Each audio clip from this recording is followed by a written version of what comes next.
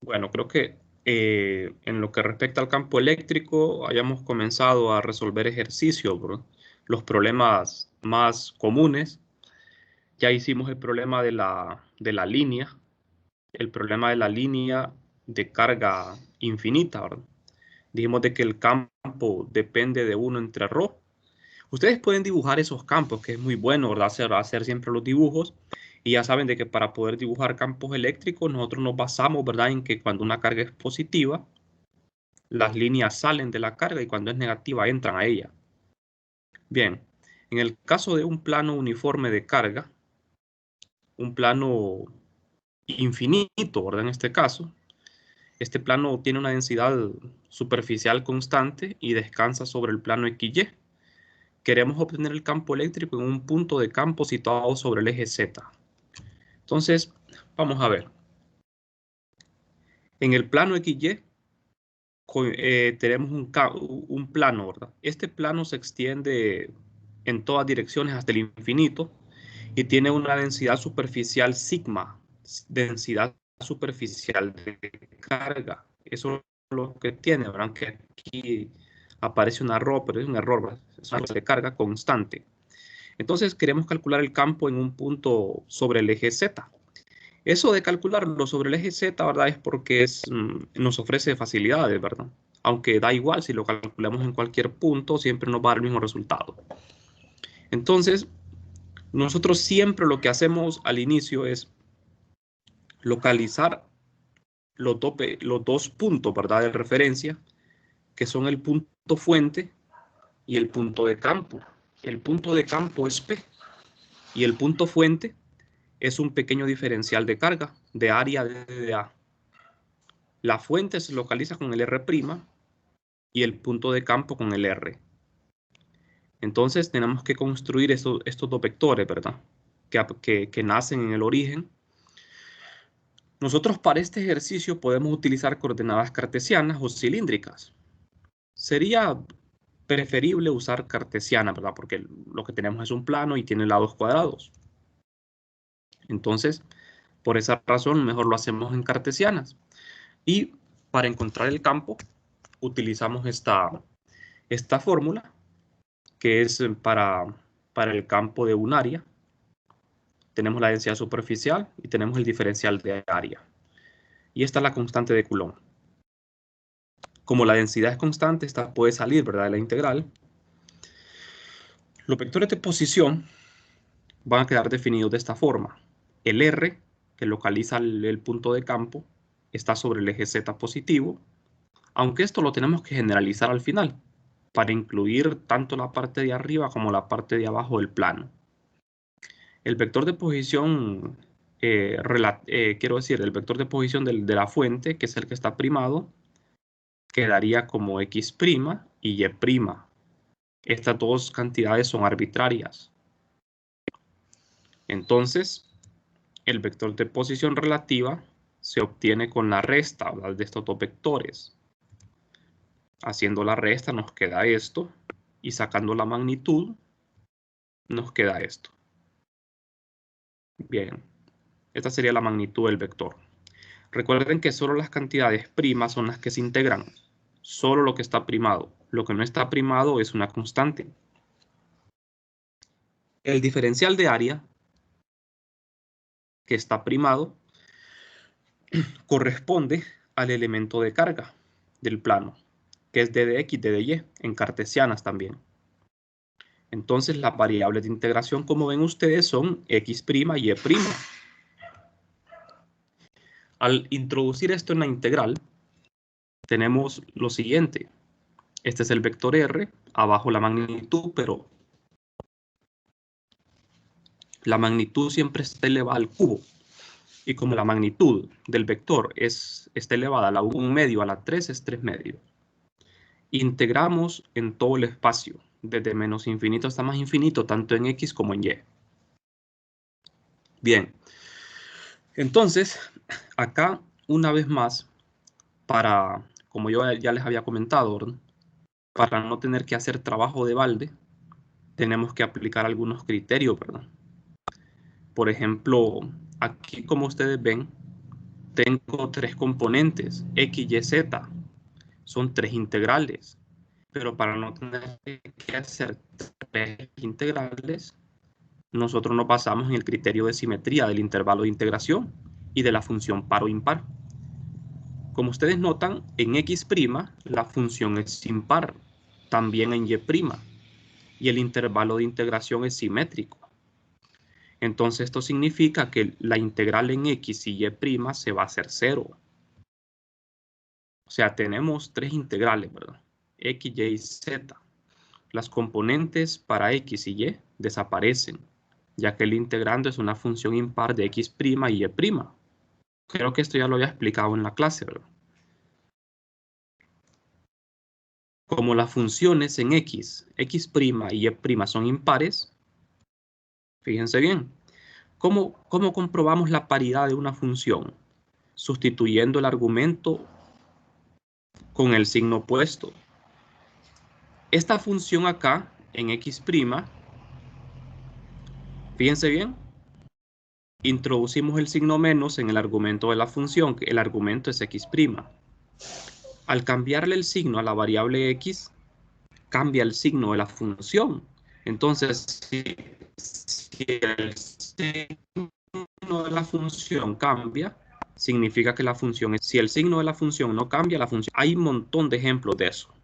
X cuadrado es una función par, ¿verdad? Porque si yo le cambio el signo, menos x al cuadrado es x cuadrado. Una función impar es x cubo. Si le cambio el signo, la función cambia de signo. Entonces esta función, como ustedes lo ven, cambio de signo es impar. Y el intervalo en que se integra es simétrico, porque va de menos infinito a más infinito. Si este intervalo fuese de 0 a infinito, ya no sería simétrico y ya no se aplicaría este criterio. Entonces,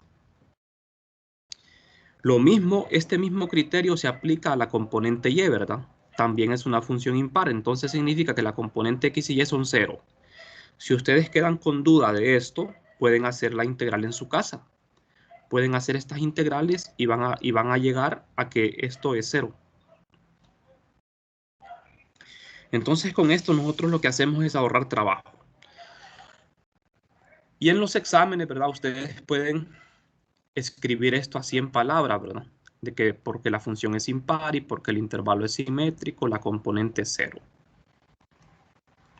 Entonces la única integral que vamos a hacer es la componente z. Z es una constante, no está primada. Z puede salir. Entonces, vamos a ver. Aquí da igual si yo integro primero en X o Y. Eso no importa, es lo mismo. Hagamos esta integral primero en Y. Para hacer esta integral tenemos que hacer un cambio de variable. No cambio de variable, sino simplificar esto, ¿verdad? Porque aquí la Y' y Z son constantes. La X, quiero decir, y la Z son constantes. Entonces, en vez de escribir todo eso, mejor escribo una sola cantidad, ¿verdad? Que sería a cuadrado igual a esto, que es constante. Así me quedaría. Esta integral ustedes la pueden ver en las tablas. Esta integral la ven en las tablas y la evalúan y el resultado da esto. Miren, fíjense bien. Aquí yo no evalué la integral porque ya lo hice una vez. Ustedes pueden ver los videos anteriores. Nosotros ya hicimos esta misma integral, ya la hemos hecho. Ya la evaluamos en menos infinito, más infinito y ustedes ya tienen que saber cómo se hace. Así que el resultado es igual a esto.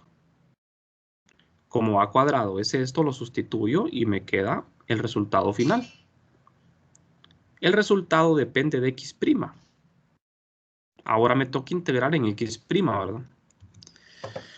Entonces, hacemos la integración en x'.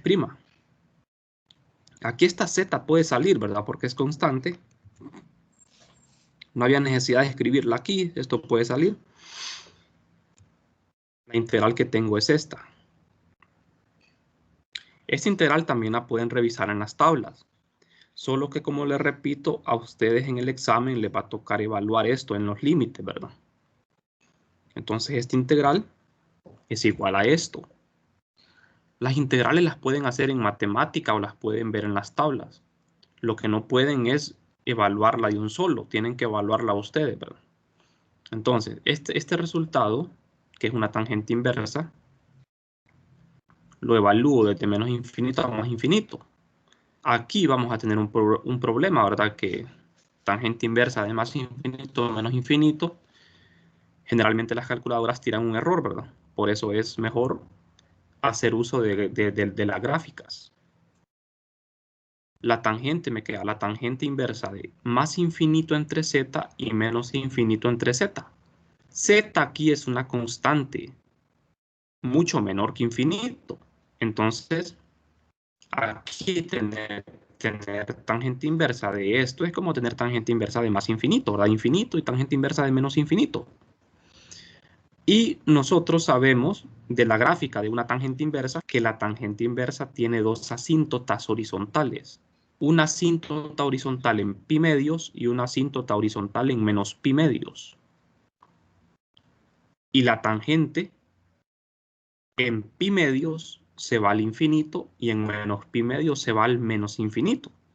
Eso significa que la tangente inversa de más infinito es pi medios, porque hay una asíntota ahí en pi medios, y la tangente inversa de menos infinito es menos pi medios.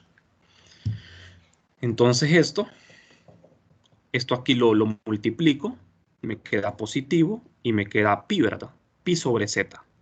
Ese es el resultado. Pi sobre z, z es una constante. De modo que todo el resultado se reduce a esto. El campo solo tiene componente z. Esta z se cancela con esta z y el resultado queda de esta manera. Pi se cancela con pi y queda más simple. De modo que el resultado, fíjense bien, el campo eléctrico de un plano infinito tiene algo especial. ¿Qué me pueden decir ustedes de este campo? Este campo es un campo ¿de qué tipo?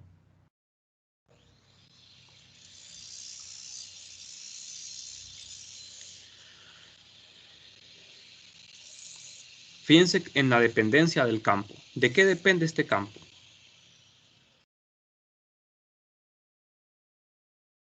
De la densidad. De la densidad, ¿verdad? Y la densidad es constante. Entonces, este campo no depende de ninguna variable. Significa que este campo es constante. El campo de un plano infinito es constante. Generalmente, casi nunca vamos a encontrar campos constantes, ¿verdad? La mayoría de campos son variables, como el de la línea infinita es variable. Pero este campo es uniforme y va en la dirección de z. Bueno, los planos infinitos no existen en la naturaleza, así que este problema es teórico, ¿verdad? Nada más, es teórico. Ahora bien, tenemos que generalizar el resultado. Este resultado no está general, porque está solo por encima del plano en z positivo. Si queremos generalizar el resultado, lo que tenemos que hacer es considerar la parte de arriba del plano, valores de z positivo, y la parte de abajo del plano, z negativo. Entonces, arriba del plano donde z es positivo, tenemos este resultado, ¿verdad? No tendríamos que cambiarle nada. Pero ¿qué pasa debajo del plano donde z es negativo? Tenemos que incluir un signo menos. ¿Por qué? Fíjense bien. Asumiendo que la carga del plano es positiva, nosotros sabemos de que cuando una carga es positiva, el campo tiene que alejarse de la carga. Entonces, nosotros tenemos un plano que tiene carga positiva. Encima del plano, la carga tiene que alejarse del plano, o sea, tiene que ir hacia arriba. Y debajo del plano, la carga tiene que alejarse del plano, tiene que ir hacia abajo. Por eso le ponemos este signo menos. Si la carga fuese negativa, esto se invierte. ¿Estamos de acuerdo? Pero eso generalmente nosotros lo vamos a saber, ¿verdad? El signo de la carga se me da en el problema. Ahora bien, aquí tengo dos resultados. Si estos dos resultados los quiero escribir en uno solo, hacemos esto. Incluimos un término, z entre valor absoluto de z. Aquí no estoy alterando nada, porque z entre z es 1, solo que en el denominador aparece valor absoluto de z. Ajá, ¿cómo interpretamos esto? Esto significa que cuando la densidad es positiva y estoy encima del plano, z es positivo. De manera que valor absoluto de z es z y z entre z es 1. Me queda este resultado. ¿Qué pasa cuando estoy debajo del plano? El valor absoluto de z es menos z. Porque hay que multiplicarlo por un signo menos, ¿verdad? Para que me quede positivo. Entonces z entre menos z es menos 1 y me queda este resultado. O sea que este campo que está aquí es el campo general de un plano infinito. Siempre se tiene que escribir de esta forma. Si ustedes en el examen me ponen que el campo de un plano es esto o esto, está malo. El campo de un plano es este. Tiene que quedar en forma general. El campo de un plano puede ir en Z, en X o Y, dependiendo, ¿verdad? En este caso, el plano coincidía con el XY, el plano va en la dirección de Z. ¿Qué pasa si el plano hubiese coincidido con el plano ZX? El campo hubiese apuntado en Y. Y aquí en vez de Z entre Z hubiesen tenido Y entre valor absoluto de Y. O sea que no se aprendan tan de memoria esto, ¿verdad? Porque esto puede cambiar.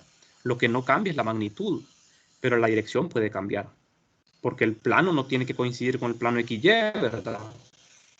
Puede coincidir con el plano ZY o ZX. Entonces en ese caso me cambia la dirección.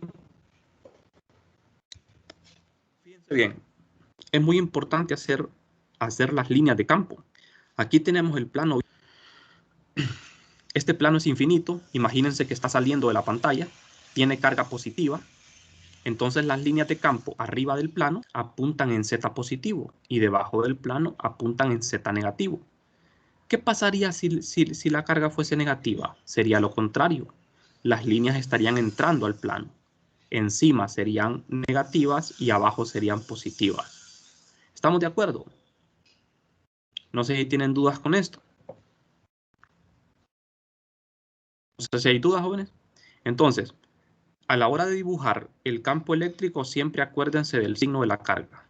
Si este plano tiene carga negativa, entonces arriba del plano las líneas van hacia abajo y debajo del plano las líneas van hacia arriba. Eso me cambiaría aquí todo, porque si la carga fuera negativa, la densidad llevaría un signo menos. ¿Estamos de acuerdo? Llevaría un signo menos. Aquí la densidad es positiva. Entonces, esta sería la figura que me muestra las líneas de campo. ¿Qué notan ustedes aquí en este campo eléctrico? Que las líneas de campo son paralelas. Significa que el campo es constante. Las líneas están igualmente espaciadas. Esa es una característica de los campos uniformes. Cuando un campo no es uniforme, las líneas no están paralelas. Bueno, vamos a seguir. Vamos a ver otro problema de campo eléctrico. Vamos a revisar un problema del libro de Wagner. El problema de dos planos infinitos. Como yo les mencionaba, es necesario aprender a resolver estos ejercicios casi de memoria, porque la mayoría de problemas están relacionados con estos. Este problema, por ejemplo, tiene que ver con el de un plano infinito, solo que aquí en lugar de uno tengo dos planos infinitos con iguales densidades de carga superficial sigma, son paralelos al plano XY y están situados como se muestra en la figura. Encontrar el campo para todos los valores de Z. Entonces, fíjense bien, tengo los dos planos. Los planos tienen igual densidad de carga, sigma. Aquí tenemos el origen de coordenadas. Y tenemos esta línea punteada. Esta línea punteada representa el plano XY, ¿verdad? Ninguno de los planos coincide con el plano XY.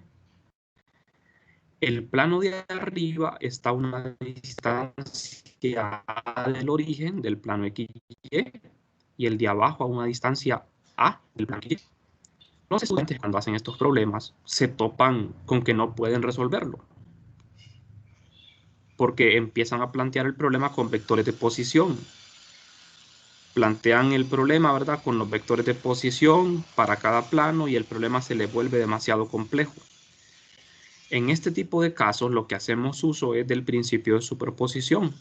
Como nosotros ya sabemos cuál es el campo de un plano infinito, y aquí tenemos dos planos infinitos, entonces lo que tenemos que hacer es sumar campos.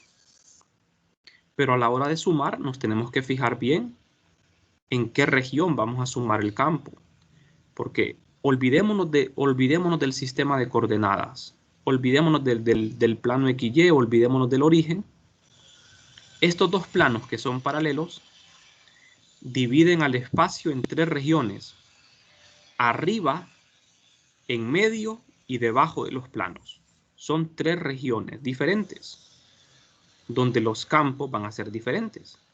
Entonces lo que nosotros vamos a hacer es únicamente sumar los campos en cada una de estas regiones. Vamos a ver, utilizamos principio de superposición, como ya conocemos, el campo de un solo plano. Entonces, este es el campo eléctrico de un solo plano. Y es exactamente el de cada uno de estos planos, porque cada uno de los planos tiene carga positiva. Entonces coincide con esto, es exactamente este campo. Y la dirección del campo va en Z.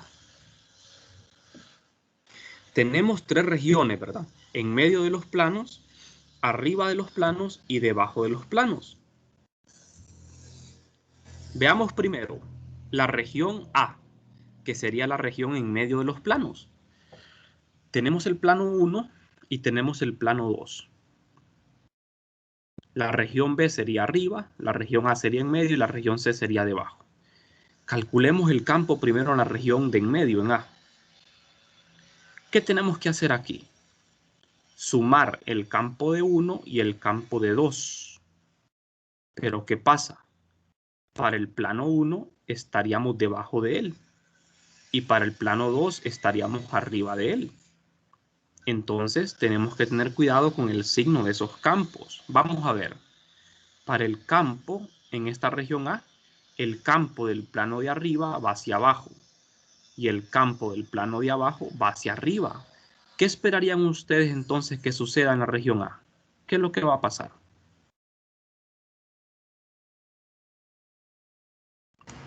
El campo de la región 2, perdón, del campo 2, del plano 2 es positiva y la del plano 1 es negativa. Ajá, sí. Entonces, al sumarse, ¿qué va a pasar? Se van a cancelar. Se va a cancelar, ¿verdad? Exactamente. Se va a cancelar. O sea, con solo, sin hacer cálculo, ¿verdad? Sin hacer cálculo ya sabemos de que el campo en la región A va a ser 0. Porque el campo del plano 1 va hacia abajo y el campo del plano 2 va hacia arriba. Entonces se cancelan. Fíjense bien.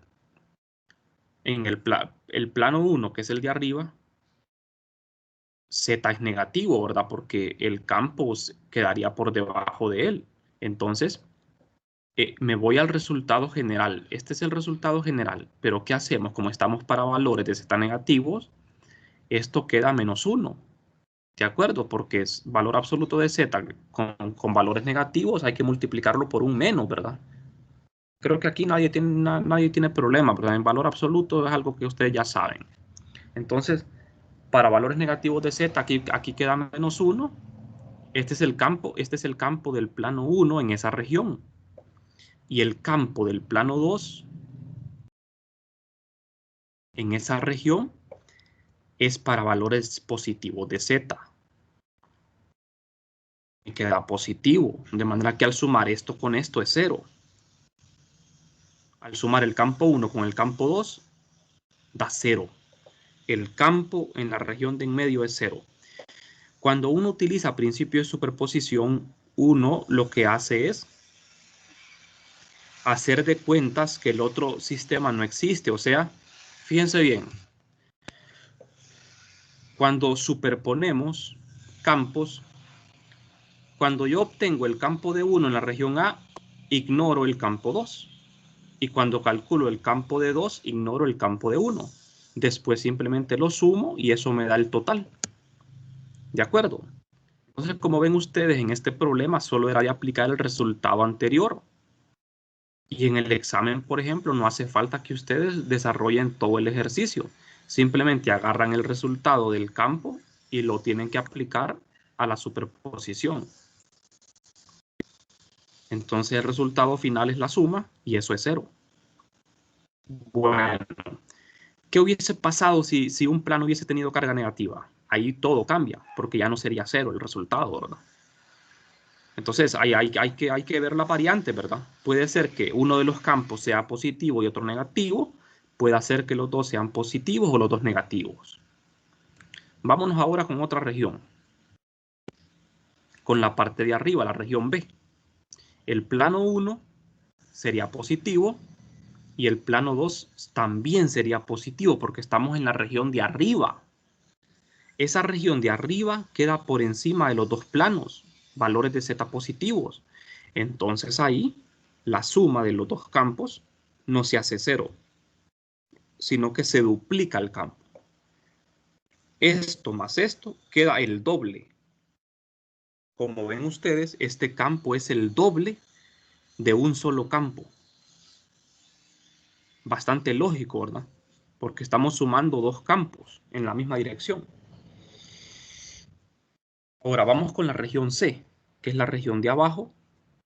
En esta región C estaríamos por debajo de los dos planos, de manera que estaríamos en valores negativos de Z. Entonces, para los dos planos, tanto el 1 como el 2, el valor del campo es negativo. Al sumarse, me queda negativo, pero el doble de cada campo. O sea, multiplicado por 2 cada campo. El campo se duplica, pero es negativo. Entonces el campo solo se hizo 0 en la región en medio, ¿verdad? En las otras dos regiones el campo más bien se duplica.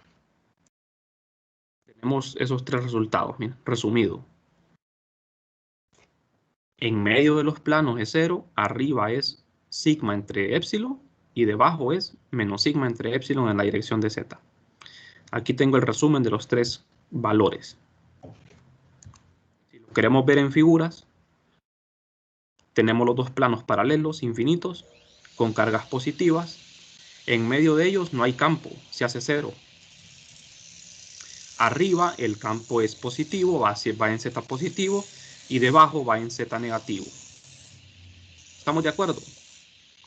Fíjense bien, nosotros más adelante en la clase vamos a estudiar los capacitores. Los capacitores se forman por dos conductores, así como estos dos que tengo aquí. Pero la diferencia es que cuando tenemos un capacitor, uno de los planos tiene que estar con signo opuesto para que el campo quede en la región entre ellos y el campo fuera de la región de entre ellos sea 0. ¿De acuerdo? O sea que esa es la idea de un capacitor, ¿verdad? De que el campo quede en medio, no afuera. Bueno, vamos a pasar a otro problema. Como ven ustedes, ¿verdad? Los problemas de campo eléctrico son bastante simples si nosotros conocemos de antemano los problemas más comunes. Vamos a ver el problema 3.10 del libro de Wagner. En este caso, tenemos un arco circular de radio A que se muestra en la figura, descansa sobre el plano XY y posee densidad lineal lambda constante, estando su centro de curvatura en el origen. Encontrar el campo en un punto arbitrario sobre el eje Z. Demostrar que cuando la curva es una circunferencia completa, la respuesta es igual a esto. Entonces lo que tenemos aquí es un arco circular de radio A. Es un segmento de una circunferencia. Pero también vamos a demostrar que para una circunferencia completa, el campo es igual a esto, en un punto sobre el eje Z, ¿verdad? Entonces, vamos a ver. Lo que tenemos es este arco. El arco tiene radio A. Se encuentra en el plano XY. El eje Z estaría saliendo de la pantalla. Y en un punto sobre el eje Z, vamos a colocar el punto de campo. Bien, esta es una corriente, no corriente, sino un alambre, ¿verdad? Es un alambre que tiene carga lineal. Estos ángulos que se ponen acá, estos ángulos se utilizan al final para poder simplificar la respuesta. Los dos ángulos tienen igual magnitud, ¿verdad? Esta figura posee simetría con respecto al eje X. Si ustedes doblan esto alrededor de X, las dos mitades son iguales. Tiene simetría con respecto al eje X. Bueno, visto desde arriba, poniendo el plano XY abajo, el arco se observaría así. Este es el eje X positivo, este es el eje Y, y en el eje Z se encuentra el punto P. P representa el punto de campo. El vector rojo es un vector que localiza el punto de campo desde el origen, y también desde el origen localizamos un elemento diferencial de carga de longitud DDS. No vayan a cometer el error, ¿verdad?, de colocar el elemento de línea en los extremos. Nunca se colocan en los extremos, porque siempre los elementos de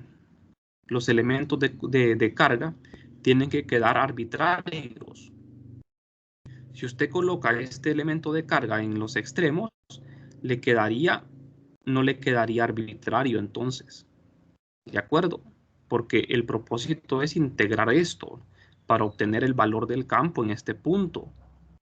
Por esa razón me tiene que quedar en un punto arbitrario.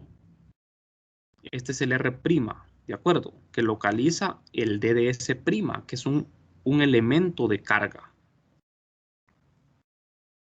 Vectores de posición. Fíjense bien. Un vector de posición en coordenadas cilíndricas que vamos a utilizar porque tenemos una longitud de arco,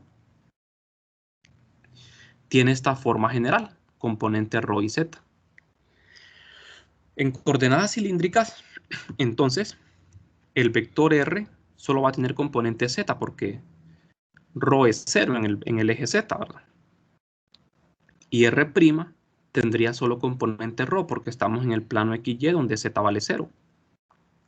Pero ρ es igual a A porque es el radio de la trayectoria circular. Entonces aquí tengo ya los dos vectores, R y R'. El vector de posición relativa lo obtengo restando y me queda eso, cuya magnitud es esto. Ahora planteamos la integral. La integral que vamos a usar es esta para una densidad lineal de carga. Lambda, que es constante, por DDS'. Nunca olviden que el R unitario con este sombrero lo tenemos que modificar. Lo tenemos que cambiar por el R entre R magnitud. De manera que me queda así, ¿ve? R sombrero es igual a R vector entre R magnitud. De manera que R magnitud por R cuadrado es R cubo. Y arriba me queda el vector R. ¿Quién es el DDS en coordenadas cilíndricas? El DDS en cilíndricas tiene una expresión general de 3 componentes. Pero como ustedes ven ahí, ese elemento de línea iría en la dirección de phi.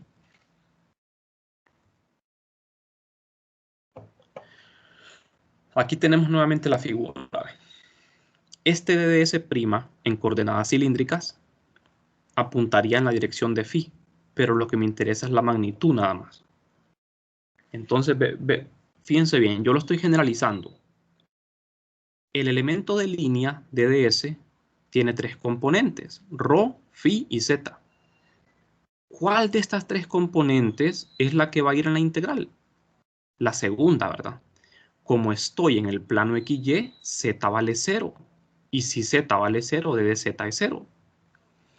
Y como el radio ρ es constante, ρ vale A, entonces d de ρ es 0. De manera que el DDS me queda como ρ d de phi en phi, pero ρ vale A. ¿De acuerdo? Entonces, tenemos que d de z es 0, d de rho es 0 y d de s me queda así. Rho, d de phi en phi. Pero rho vale a. Rho es igual a a. Y solo me quedo con la magnitud.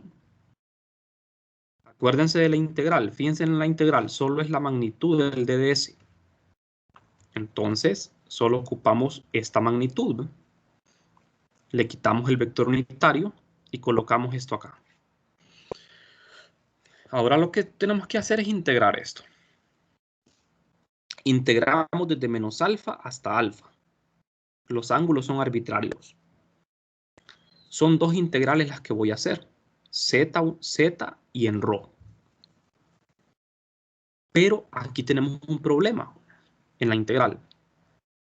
El denominador es constante. El denominador lo podemos sacar afuera, ¿verdad? Porque aquí no aparece la variable phi de integración. El problema que tenemos es que al parecer solo son dos integrales, pero no es así, porque rho unitario depende de phi. Acuérdense, el vector rho unitario implícitamente depende de phi. Entonces lo que tenemos que hacer es expresar rho unitario en función de phi. O sea, tenemos dos integrales, ¿verdad? Z y rho, pero rho depende de phi, por lo tanto debemos expresarlo de esta manera. Cambiar el vector unitario a coordenadas cartesianas, pero siempre la integral se va a hacer en cilíndricas. Esto se llama coordenadas mixtas. Aquí tengo cartesianas y cilíndricas. La variable de integración es phi', pero las componentes quedan en cartesianas. Entonces ahora ustedes ven que al sustituir este rho acá en la integral, son tres integrales, una en z, una en x y una en y. Estamos claros hasta aquí, ¿verdad? Vamos a ver. Entonces, son tres integrales. Fíjense bien, el intervalo de integración es simétrico. Pero vamos a ver. El denominador lo podemos quitar del integrando, porque no depende de phi'. En el numerador tenemos tres componentes, ¿verdad? Aquí creo que copié dos veces esto, el a de phi. Bueno, entonces, vamos a ver. Aquí sí es necesario, jóvenes, es necesario realizar las integraciones. Fíjense bien. La integral, la integral en x es esto. La integral en x, componente x. La integral en x queda igual a esto. ¿De acuerdo, ¿no? No se hace cero. Se evalúa desde menos alfa hasta alfa. El seno es una función impar. Seno de menos alfa es menos seno de alfa. Se multiplica por este menos y queda positivo. Me queda menos 2 al cuadrado por seno de alfa. Este es el resultado. Ahora hacemos la integral en y, que es seno de phi', de phi'. Esto es un coseno. El resultado es 0. Fíjense bien. Era fácil ver esto, ¿verdad? Porque el seno es una función impar. Y una función impar evaluada en un intervalo simétrico, el resultado es 0. Aquí también se podía haber aplicado ese criterio. ¿Estamos de acuerdo, verdad? Seno es una función impar y el intervalo es simétrico. Entonces este resultado, ustedes en el examen, no hay necesidad de que lo hagan. Simplemente pueden poner esto es 0. De manera que ya solo me queda una integral, que es la componente z, que es la más fácil, es esto. Esta integral es phi, se evalúa y me queda esto. De manera que para ese arco solo tiene dos componentes el campo, una componente en x y una en z. ¿Estamos de acuerdo? Y este es el resultado. Aquí ya no lo podemos simplificar más. El resultado me queda así. En z y en x. Queda en función en función de Z, porque A es una constante. O sea que el campo depende de Z, de qué tan distante se encuentre el punto de campo. Entre más grande sea Z, el campo va disminuyendo, ¿verdad?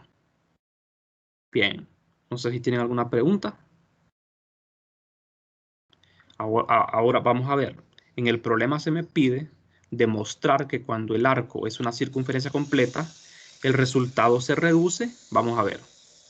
No voy a ir atrás.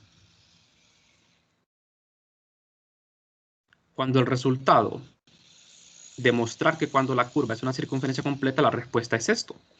La respuesta queda más fácil y solo tiene componente Z. ¿Cómo podemos hacer esa demostración? Vamos a ver.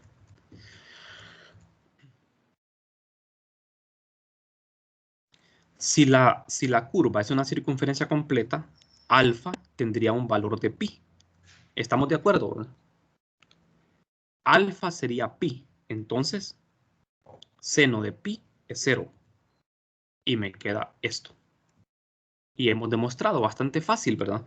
Me voy a ir atrás para que lo puedan ver. Fíjense bien. Hay dos componentes, una en Z y una en X. Si la circunferencia es completa, alfa tiene un valor de pi.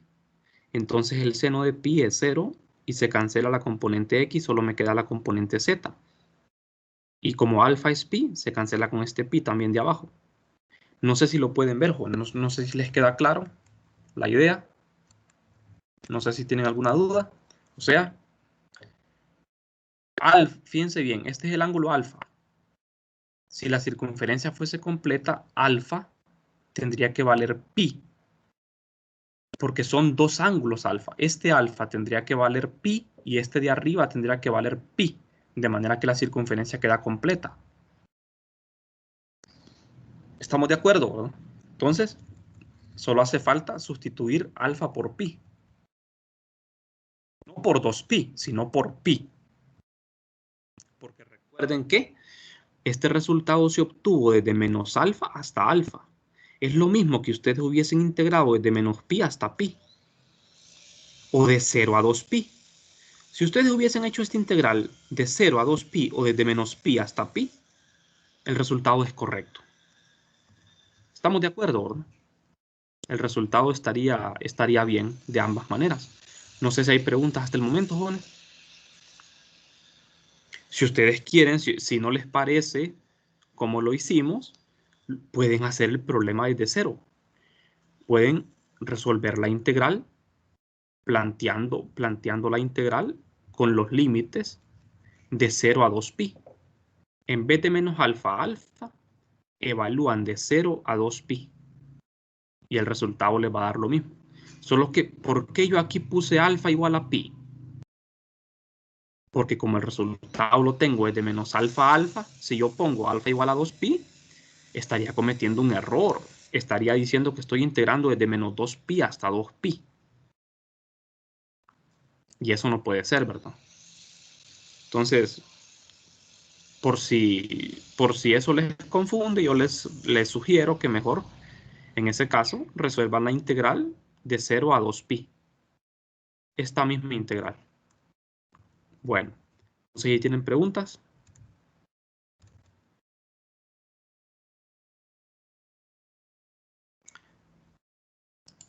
Bien, no sé si hay preguntas, jóvenes. Fíjense, la otra semana vamos a hacer un repaso. Vamos a hacer un repaso de campo eléctrico, vamos a hacer más problemas. Yo les voy a asignar una tarea este fin de semana. El siguiente tema sería la ley de Gauss. Ya hoy tengo poco tiempo, ¿verdad? Para introducir el tema. La ley de Gauss es el capítulo 4.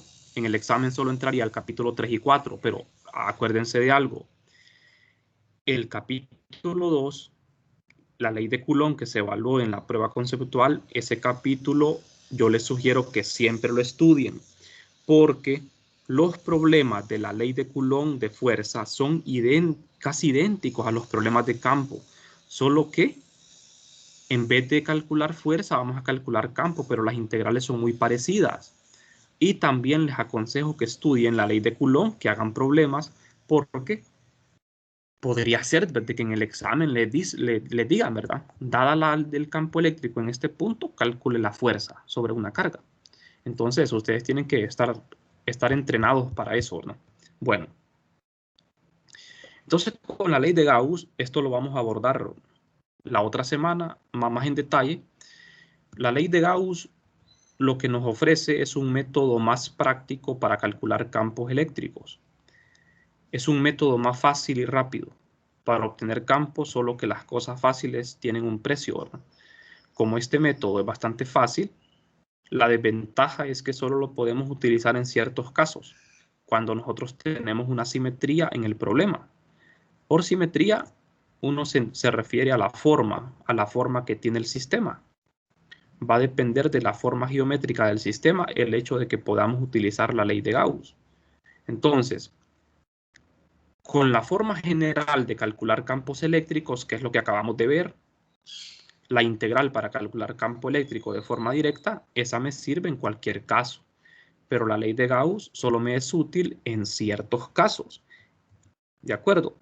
En la siguiente clase yo les voy a explicar cómo derivamos esta ecuación, cómo obtenemos esta ecuación de la ley de Gauss, que es muy importante porque la ley de Gauss es la primera ecuación de Maxwell que vamos a ver en la clase, ¿verdad?